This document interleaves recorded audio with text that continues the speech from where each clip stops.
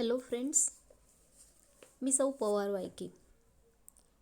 बघा, मागच्या सत्रामध्ये आपण सायन्सच्या सुरुवातीच्या प्रकरणांचा अभ्यास केला. आता नवीन सत्र सुरू झालेले आहे. दिवाळीनंतर पुन्हा एकदा आपली अभ्यासाला सुरुवात झालेली आहे. मला खात्री आहे की ह्या कोरोनाच्या प्रादुर्भावातही सगळीकडे हे संकट आलेले असतानाही तुम्ही मात्र चांगल्या प्रकारे अभ्यास करत असाल.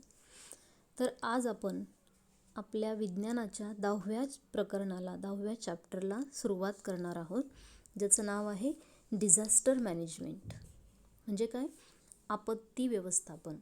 तुमच्या पुस्तकाच्या पेज नंबर 64वर हे चॅप्टर दिलेलं आहे बघा. तर सगळ्यांनी आपापली पुस्तकं समोर ठेवायची आहेत, म्हणजे समजून घ्यायला सोपं जातं. बघा, आता अगदी सुरुवातीला इथे एक चित्र दिलेलं आहे आणि ह्या चित्रामध्ये तुम्हाला वर्तमानपत्रातल्या विविध बातम्या दिसत आहेत का सगळ्यांना? बघा, सुरुवातीला जी बातमी वाचा बरं. काय ती? ट्रक अपघातात तिघांचा मृत्यू. त्यानंतर त्याच्या खाली दिलेली बातमी बघा, महाड ब्रिज कोलॅप्स. म्हणजे काय? महाडचा ब्रिज कोसळला. ही बातमी तुम्ही ऐकलेली पण असेल. महाडचे जे दुर्घटना झालेली होती, तो ब्रिज कोसळून एक अख्खी बस पाण्यात गेली होती, काही वाहनं पाण्यात गेले होते. तर ही बातमी तुम्ही नक्कीच ऐकलेली असेल. त्यानंतर त्याच्या खालची बातमी बघा, वर्धा वादळाचे चेन्नईत थैमान. पुढे पण अशा काही बातम्या दिलेल्या आहेत. Tsunami smashes Asia, 26/11 phone trail points to local links. नंतर आहे रशियाचे विमान कोसळले, शस्त्राच्या धाकाने मेलमधील प्रवाशांना लुटले. कितीतरी बातम्या दिसत आहेत आपल्याला आणि अशा हजारो बातम्या आपण आपल्या वर्तमानपत्रामध्ये नेहमीच बघत असतो. ह्या सगळ्या बातम्यांचं, या सगळ्या न्यूज आयटम्सचं जर तुम्ही नीट ऑब्झर्वेशन केलं तर तुमच्या लक्षात येईल, these are all the types of sad और बॅड न्यूजेस. सगळ्या वाईट बातम्या आहेत. अपघातात मृत्यू, पूल कोसळून मृत्यू, किंवा वादळाचे थैमान, विमान कोसळले वगैरे वगैरे. सगळ्या कशा बातम्या आहेत? ह्या सगळ्या संकटांच्या बातम्या आहेत. खाली नावच ते दिलेलं आहे बघा, 10.1 various news items about disasters. वेगवेगळ्या आपत्तींची उदाहरणं ह्या बातम्यांमधून आपल्याला दिसत आहेत. म्हणजे अशा अनेक प्रकारच्या आपत्ती आपल्या दैनंदिन जीवनात आपल्यालाही अनुभवायला येतात. काही नैसर्गिक असतात आणि काही मॅनमेड असतात. जसं की आता हे वादळाचे थैमान वगैरे हे नॅचरल आहे, नॅचरल डिझास्टर आहे. पण ट्रक अपघातात मृत्यू, किंवा ब्रिज कोसळणे, किंवा हे शस्त्राच्या धाकाने प्रवाशांना लुटणे, हे काही नॅचरल डिझास्टर्स नाही आहेत. यांना आपण काय म्हणणार? दीज आर मॅनमेड, मानवनिर्मित आपत्ती आहेत ह्या. म्हणजेच आपल्या असं लक्षात येईल की there are 2 types of disasters. Which are they? The 2 types are, first one is natural disaster and second one is man-made disaster. नैसर्गिक आपत्ती आणि मानवनिर्मित आपत्ती. मला वाटतं मागच्या वर्षी इयत्ता 6वीला देखील तुम्ही हे 2 प्रकार अभ्यासलेले आहेत. तुम्हाला आठवत असेल ते. पुढे बघा, आता कॅन यू टेल. इथे दिसतंय बघा स्क्रीनवरही. तुमच्याकडे पुस्तक नसेल समोर तर स्क्रीनवर ऑब्झर्वेशन करायचं. Is it possible to prevent the loss of life caused by lighting? Lightning म्हणजे काय? विजा चमकणे, विजा कोसळणे वगैरे. तर विजांमुळे जे काही लॉस ऑफ लाईफ होतं, म्हणजे जी काही हानी होते, जीवितहानी म्हणूया आपण त्याला, ती थांबवणं पॉसिबल आहे का? आपल्याला काही करता येईल का वीज कोसळल्यामुळे होणारी जीवितहानी थांबवण्यासाठी? वीज कोसळणं आपण थांबवू शकत नाही, बरोबर? पण आपण काय करू शकतो? We should take precautions. Precautions are important. It is not possible to prevent the loss, but it is possible to take precautions. आपण काय करू शकतो? प्रिकॉशन्स घेऊ शकतो. योग्य ती काळजी आपण घ्यायला हवी. जेव्हा आकाशात विजा कडकडत असतात, वातावरण जेव्हा विजांचं, थंडरस्टॉर्म्सचं असतं, तेव्हा आपण कोणती काळजी घ्यायची याची वेळोवेळी आपल्याला माहिती देतं. आपल्या शासनाद्वारे दिली जाते. टी व्हीवर बातम्यांना किंवा अधूनमधून टी व्हीवर ही माहिती येत असते, वर्तमानपत्रांतून दिलेली असते, आणि हल्ली तर व्हॉट्सॲप हे असं साधन झालेलं आहे की त्याच्यावर प्रत्येक गोष्टीची माहिती मिळते. मग त्यातसुद्धा कशा प्रकारे आपण विजांपासून स्वतःचं संरक्षण करायचं हे सांगितलेलं असतं. म्हणजेच आपण नैसर्गिक आपत्ती रोखू शकत नाही, थांबवू शकत नाही, पण आपण योग्य ती काळजी घेऊ शकतो. दुसरा प्रश्न बघा काय, what should be done to prevent the burns on a farm from getting washed away in the rainy season. Burns म्हणजे काय? बांध. शेतावर बांध असतात बघा, वावरामध्ये बांध घातलेले असतात मध्ये. तर हे बांध काय होतात, जोरदार पाऊस आला की वाहून जाऊ शकतात, कोसळू शकतात. मग आपल्याला हे बांध वाहू द्यायचे नसतील तर आपण काय करायला हवं? रेनी सीझनमध्ये ते वॉश्ड अवे व्हायला नको म्हणून काय करायला हवं? आपण काय काळजी घेऊ शकतो? काय करता येईल बघा, त्यांचं मेंटेनन्स ठेवावं लागेल आपल्याला, त्यांची वेळोवेळी देखभाल करावी लागेल. आणि शिवाय पाण्याला जर वाहून जायला मार्ग मिळाला तर पाण्यापासून काहीच हानी होणार नाही. म्हणजे योग्य ठिकाणी त्या बांधांना ओपनिंग्ज असायला हवं, पाणी वाहून जाण्यासाठी सुटेबल ओपनिंग्ज असायला हवं. आणि we should keep proper maintenance of these bunds. ह्या बांधांची आपण योग्य ती काळजी घ्यायला हवी. There is third question, why do we experience water scarcity. Water scarcity means दुष्काळ, पाण्याचं संकट. तर ते कशामुळे आपल्याला अनुभवायला मिळतं? का पाण्याचा दुष्काळ होतो? का पाण्याची टंचाई भासू लागते? काय कारण असतात? पाऊस कमी पडला तर पाण्याची टंचाई भासतेच, म्हणजे हे एक कारण आहेच, लेस रेनफॉल. पण आणखी काय, कधी कधी भरपूर पाऊस पडूनसुद्धा आपल्याला पाणी साठा पुरत नाही. याचं कारण काय? तर आपण वेल प्लॅन करत नाही पाणी वापराचा. Unplanned use of water. Planning नसताना जेव्हा पाणी भरपूर आहे तेव्हा भरपूर वाहू द्यायचं, भरपूर वापरायचं, आणि नंतर संपलं की उन्हाळ्यात मग आपण ओरडतो, पाणी नाही, दुष्काळ आहे असं. पण पावसाळ्यात जेव्हा भरपूर प्रमाणात पाऊस पडत असतो तेव्हा ते आपण योग्य ठिकाणी साठवायला हवं. जसं की आपण मोठमोठी धरणं बांधलेली आहेत, पण ह्या धरणामधला पाणी साठा जर आपण जपून वापरला तर आपल्याला असं वॉटर स्कार्सिटीला म्हणजे पाण्याच्या टंचाईला सामोरं जावं लागणार नाही. We have studied 2 types of disasters, namely man-made and natural disasters. Into which categories do the disasters shown in the news items above fall? तुम्ही पुन्हा एकदा त्या चित्रांचं ऑब्झर्वेशन करा आणि प्रत्येक बातमी कोणत्या प्रकारामध्ये मोडते हे विचार करून सांगा. We can prevent certain disasters while it is necessary to take precautions in the case of some other disasters. काही आपत्ती अशा आहेत की ज्या आपण थांबवू शकतो. We can prevent them. पण काही आपत्ती अशा आहेत की जिथे थांबवणं शक्य नाही आहे. कोसळणाऱ्या विजेला आपण थांबवू शकतो का? नाही. मग अशावेळी प्रिकॉशन इज मोस्ट इम्पॉर्टंट. आपण अशावेळी काळजी घेणं गरजेचं आहे आपली जीवितहानी आणि वित्तहानी टाळण्यासाठी. Natural and manmade disasters are related to each other. हे 2 प्रकार जरी वेगवेगळे दिसत असले तरी ते एकमेकांशी निगडीत आहेत. नॅचरल आणि man-made disasters. Natural disasters such as famine. Famine म्हणजे दुष्काळ. लाईटनिंग स्ट्राईक्स म्हणजे वीज कोसळणे, वीज पडणे. नंतर क्लाउड बर्स्ट्स, ढगफुटी म्हणतो आपण त्याला. स्टॉर्म म्हणजे वादळ, etcetera occur due to changes in the weather. Weather means हवामान. हवामानातील बदलामुळे ह्या सगळ्या गोष्टी घडत असतात. There is the possibility of loss of life and damage to property in such natural क्लॅमिटीज.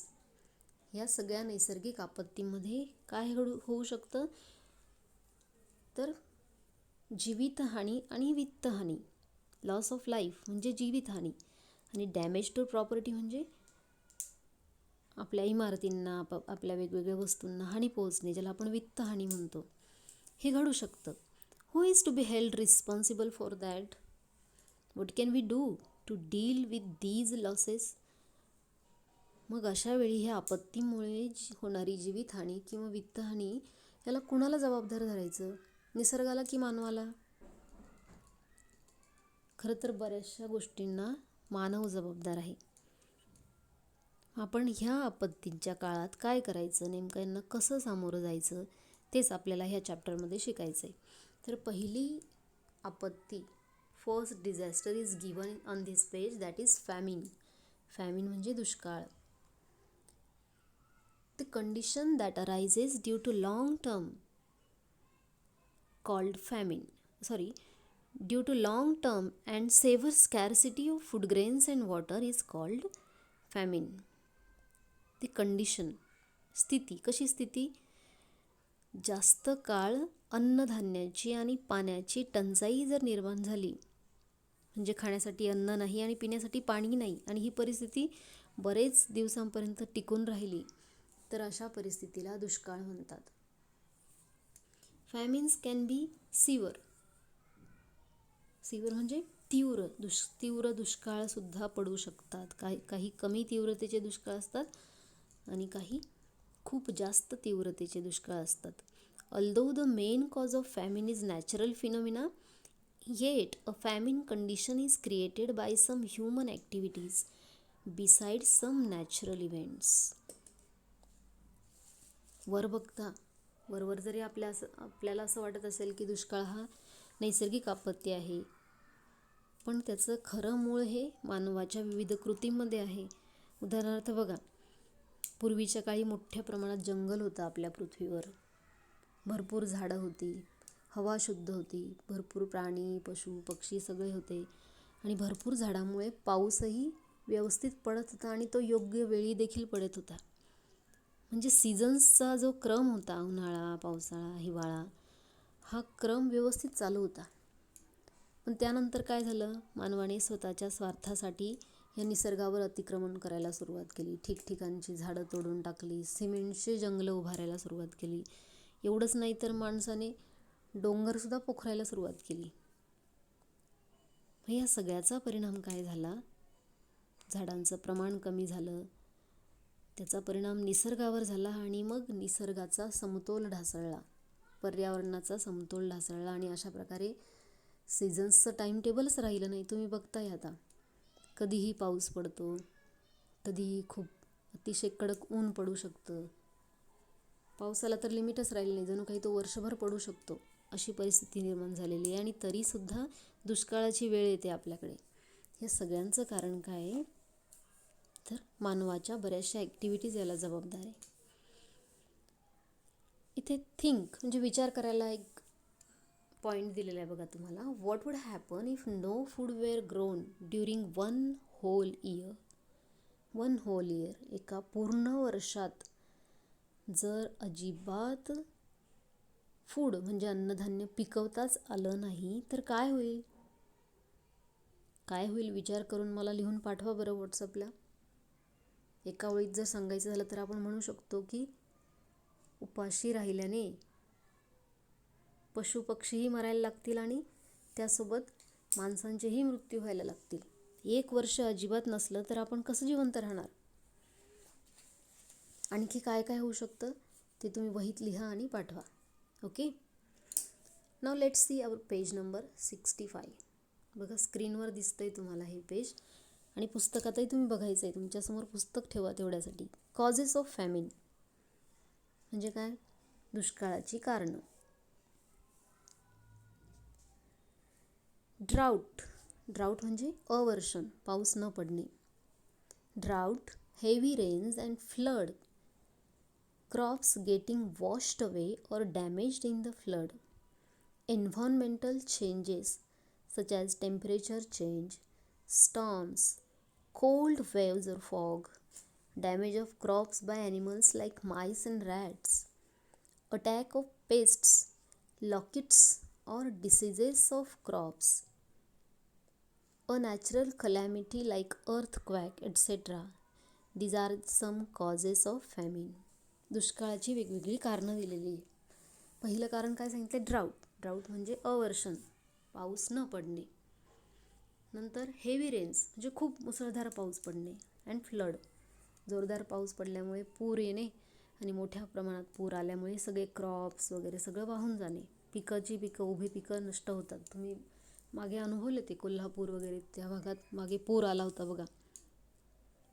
त्यावेळेस तुम्ही बघितलं असेल टी व्हीवर बातम्यांना वगैरे कशा प्रकारे अगदी उभी पिकं नष्ट झाली त्या भागातली.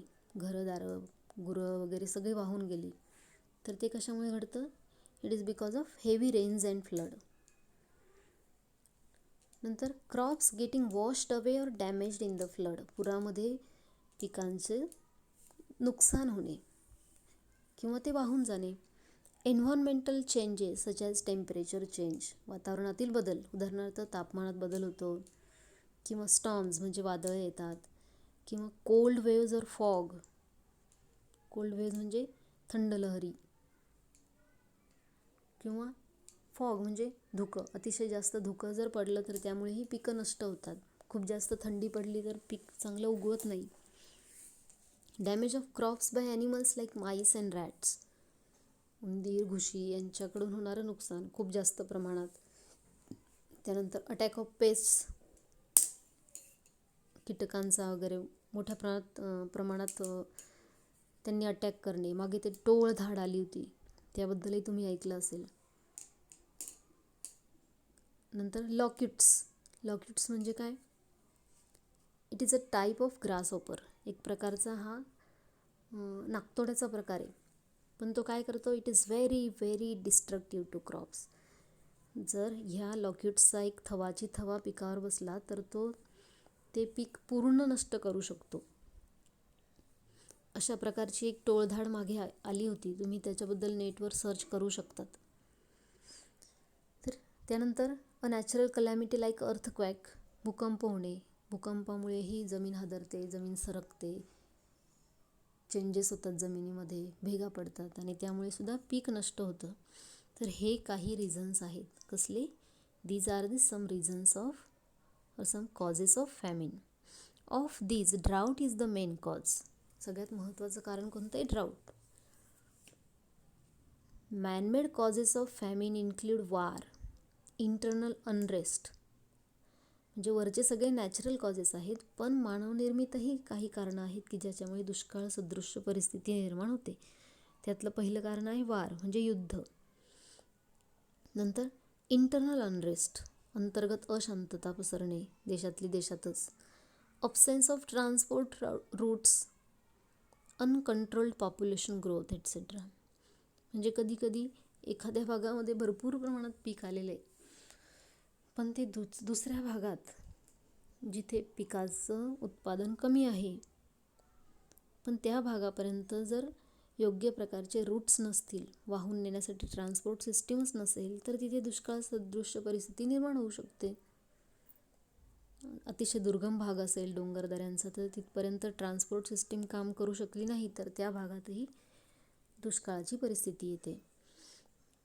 आणि अनकंट्रोल्ड पॉप्युलेशन म्हणजे लोकसंख्येची बेसुमार वाढ, अनकंट्रोल्ड. तर हे सगळे फॅमिनचे कॉजेस आहेत. There are records of loss of life caused by severe famines in various parts of the world. खूप तीव्र दुष्काळामुळे मोठ्या प्रमाणात जीवितहानी यापूर्वी घडून गेलेली आणि याचे रेकॉर्ड्स आज आपल्याकडे आहेत. तुम्ही गुगलवर फॅमिन शब्द टाका किंवा फॅमिन्स इन पास्ट असं जर टाकलं तर भूतकाळात होऊन गेलेल्या सगळ्या दुष्काळांची माहिती तुम्हाला त्याच्यावर मिळेल. काही अतिशय तीव्र दुष्काळ होते किंवा घरात आजी आजोबा असतील तर त्यांनाही विचारून बघा, ते सुद्धा सांगतील तुम्हाला. साधारणपणे 1972च्या आसपास एक दुष्काळ पडला होता, त्याच्याबद्दलची आठवण तुम्हाला तुमच्या घरातली वृद्ध व्यक्ती नक्कीच सांगतील. तुम्ही विचारून बघा. Asia has turn out to be the most famine affected continent of the world. आशिया हा जो खंड आहे, कंटिनेंट म्हणजे खंड, हा खंड जगभरातला सगळ्यात जास्त दुष्काळग्रस्त खंड आहे असं म्हणायला हरकत नाही. A majority of famines occurred in drought prone and flood affected regions. अवर्षण प्रवण जे क्षेत्र असतं किंवा फ्लड अफेक्टेड एरियाज जिथे खूप जास्त प्रमाणात पूर येतो, कायम नद्यांना पूर येतो, त्या ठिकाणी फॅमिनची शक्यता जास्त असते. Among the most dreadful famines that have occurred in the world are the famines that affected India and China. जेवढे फॅमिन्स आत्तापर्यंत होऊन गेले ड्रेडफुल, म्हणजे अतिशय घातक म्हणू शकतो आपण त्यांना, तर त्यात जास्त अफेक्टेड फॅमिन्स कुठे आहेत? भारतात आणि चायनामध्येच आलेले आहेत. भारतामध्ये जे फॅमिन्स होऊन गेले, जे दुष्काळ पडले, त्याची बरीचशी माहिती तुम्हाला गुगलवर मिळेल. त्यातला अतिशय तीव्र दुष्काळ 1972 साली पडला होता. 1877 म्हणजे 1877, देन 1899, 1905, 1918, 1987, 1972 अशा अनेक वर्षांमध्ये भारतात दुष्काळ पडलेला आहे आणि ह्या दुष्काळामुळे मोठ्या प्रमाणात जीवितहानीसुद्धा झालेली आहे. आता हा पिंक बॉक्स बघूया आपण. In the past, famines are not a new phenomenon. The problems of drinking water, food and fodder for animals date back to historic times. पूर्वीच्या काळी काय होतं त्याच्याबद्दल थोडीशी माहिती आपल्याला दिली. तर फॅमिन्स हा काही नवीन फिनॉमिनन नाही आहे, म्हणजे आत्ताच दुष्काळ पडू लागले, पूर्वी नव्हते असं काही नाही. तर पिण्याच्या पाण्याची टंचाई निर्माण होणे, अन्नधान्याची टंचाई निर्माण होणे किंवा गुरांना चारा न मिळणे, फॉडर म्हणजे चारा, वैरण म्हणतो आपण त्याला, हे सगळं इतिहासात सुद्धा होऊन गेलेलं आहे. छत्रपती शिवाजी महाराज आणि Chhatrapati Shahu Maharaj implemented many schemes to overcome the famines of their time. Chhatrapati Shivaji महाराजांच्या आणि छत्रपती शाहू महाराजांच्या काळात देखील दुष्काळ पडलेले आहेत. मग ह्या दुष्काळामधून लोकांना बाहेर काढण्यासाठी त्यांनी अनेक प्रकारच्या उपाययोजना, अनेक स्कीम्स त्या काळात सुद्धा चालू केल्या होत्या. There water supply and water storage schemes are ideal even in today's circumstances. त्यावेळेस छत्रपती शाहू महाराजांनी किंवा छत्रपती शिवाजी महाराजांनी पाणी साठवण्यासाठी आणि पाणी पुरवठा करण्यासाठी ज्या काही योजना केलेल्या होत्या, ज्या काही उपाययोजना आखलेल्या होत्या, जे काही बांधकाम केलेलं होतं, ते आजच्या काळात देखील आदर्श आहे आपल्यासाठी. You too can make schemes like these to face future crisis and disasters which will be of use not only in your own life in the future but also for society at large. मग अशा प्रकारच्या उपाययोजना तुम्हीसुद्धा त्याचा विचार करायला हवा, त्या अंमलात आणायला हवा. कशाप्रकारे पाणी वाचवायचं, कशाप्रकारे ते जमिनीत मुरवलं पाहिजे, जिरवलं पाहिजे, त्याचे काय फायदे होतील, पाणी जपून कसं वापरायचं, ह्या सगळ्या उपाययोजना तुम्हीसुद्धा आखल्या पाहिजे, जेणेकरून भविष्यात अशा प्रकारे आपल्या सोसायटीला फॅमिलीला सामोरं जावं लागणार नाही. Malik Ambar implemented a canal scheme for drinking water in Aurangabad. It exists even today. Collect more information about it. Malik Ambar नावाचा एक मुस्लिम राज्यकर्ता होऊन गेलेला आहे. औरंगाबादमध्ये त्याचं शासन होतं आणि त्याने त्या काळात पिण्याच्या पाण्यासाठी औरंगाबादमध्ये एक स्कीम काढली, ती कॅनलची स्कीम. तर त्याने बांधलेले कॅनल आजही त्या ठिकाणी तसेच आहेत. तुम्ही त्याच्याबद्दलची अधिक माहिती गुगलवर सर्च करा, त्याचे पिक्चर्स वगैरे गुगलवर अवेलेबल आहेत, ते नक्की बघा. म्हणजे कितीतरी वर्षांपूर्वी त्याने बांधलेले हे कॅनल्स, ज्याला आपण शेकडो वर्षांपूर्वी म्हणू शकतो, ते कॅनल्स आजही तसेच आहेत. औरंगाबादच्या खडकीमध्ये हे कॅनल्स तुम्हाला दिसून येतील आजही. तर योग आला तर ते नक्की बघा तिथे जाऊन, आणि गुगलवर तर सर्च कराच. पुढचा पॉईंट बघा आता. Are we responsible for famine? हा जो दुष्काळ आहे याच्यासाठी आपण तर रिस्पॉन्सिबल नाही आहेत ना. Water shortage is increasing as the balance between rainfall and population is disturb. काय होतंय बघा, पाण्याची टंचाई निर्माण व्हायला लागली. याचं मोठं कारण हे इन्क्रीजिंग पॉप्युलेशन. लोकसंख्या वाढते, त्या प्रमाणात पाऊस पडत नाही आहे. मग साठवलेलं पाणी आणि लोकसंख्या यांच्यामध्ये पाणी वाटपाचं जे प्रमाण आहे ते डिस्टर्ब होतं आहे. म्हणजेच सगळ्या लोकांना एवढ्याच पाण्यात भागवणं शक्य नसल्याने काय होतं आहे, वॉटर शॉर्टेज येतो आहे. Though there has been a very high rise in the production of food grains as a result of the green revolution, the balance of the environment has been lost due to use of chemical fertilisers, pesticides and weedicides.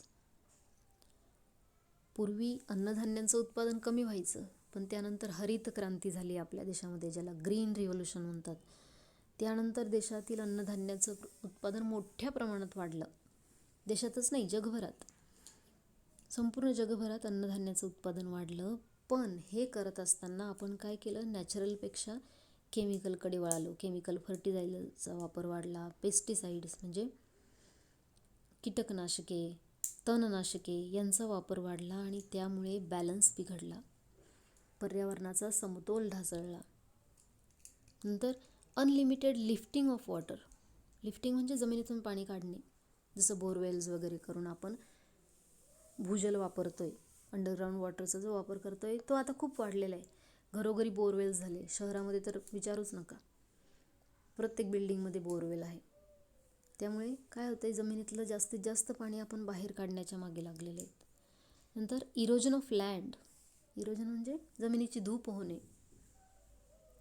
जमिनीवरचा मातीचा थर वाहून जातोय, खडक उघडे पडायला लागले आणि त्यामुळे जमिनीमध्ये पाणी मुरत नाही आहे, ते वाहून जातं आहे खडकांवरून. वाहून नदीला मिळतं आणि नद्यांमधून समुद्राला मिळतं. मग जमिनीमध्ये पाणी मुरण्याची जी प्रक्रिया आहे ती कमी झालेली आहे. आणि शेवटचं आहे मिसयूज ऑफ वॉटर. मिसयूज, पाण्याचा चुकीचा गैरवापर करणे, अनप्लॅन्ड यूज करणे. ह्या सगळ्या गोष्टींमुळे एक प्रकारे आपण सुद्धा ह्या दुष्काळग्रस्त परिस्थितीला जबाबदार आहोत असं म्हणायला हरकत नाही. पुढे बघा, what can we do to ease the severity of a famine. मग ह्या दुष्काळाची तीव्रता जर कमी करायची असेल, तर ही सेव्हरिटी कमी करायची असेल, तर आपण काय करू शकतो. पहिला आहे planned usage of water and reuse of water. Planned usage म्हणजे पाणी वापरायचं पण ते प्लॅन करून, योग्य प्रकारे त्याचं नियोजन करून वापरणे आणि पुनर्वापर करणे पाण्याचा. नंतर proper planning of water conservation and harvesting at the local level. Water conservation, जलसंधारण. आणि रेन वॉटर हार्वेस्टिंग तुम्ही ऐकलेलं असेल बघा, पावसाचं पडणारं पाणी साठवणे आणि ते जमिनीत मुरवणे, त्याला रेन वॉटर हार्वेस्टिंग म्हणतात. ह्या गोष्टींचा उपयोग करून आपण पाणी जमिनीमध्ये मुरवू शकतो. Large scale plantation of trees and prevention of deforestation. मोठ्या प्रमाणात झाडं लावणे आणि डिफॉरेस्टेशन म्हणजे काय, जंगलतोड थांबवणे. Making appropriate changes in plans, taking into account the weather forecast. हवामानाच्या अंदाजानुसार आपले योग्य प्लॅन बनवणे आणि दुष्काळापासून स्वतःचं संरक्षण करून घेणे. तर या सगळ्या गोष्टी आपण अंमलात आणल्या तर थोड्याफार प्रमाणात दुष्काळाची तीव्रता कमी करता येईल.